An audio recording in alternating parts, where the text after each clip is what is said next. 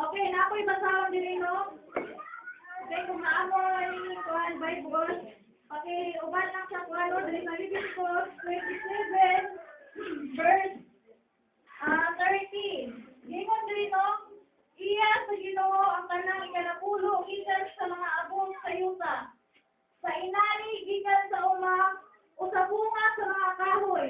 Balaan kini alang sa Ginoo. Okay, madali ito na sa 22.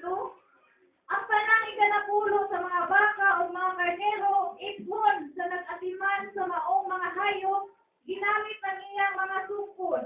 O ang matang ikanapulo nga hayop, ihatag sa Ginoo. Ingon nga, balaan.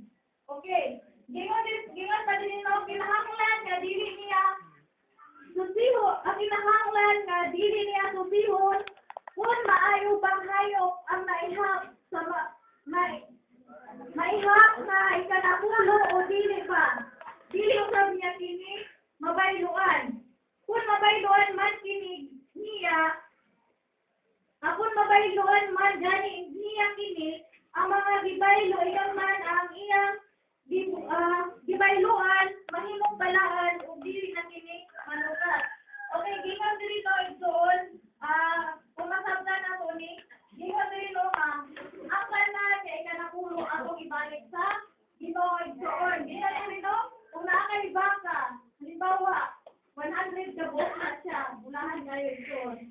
Naa kay 100 ka baka, so ang ikanapulo ana o ikapulo ana ihatag na nimo para sa Ginoo igsoon.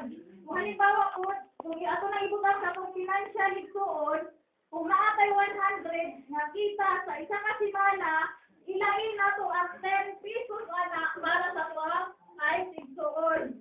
So, ilain na kita to para dili nato maka-on or makaon igsoon. Kay bisan ang gift na kaali mo piso ipalit mo asin. Imo na gigawan igsoon ha, ikanapulo ni igsoon.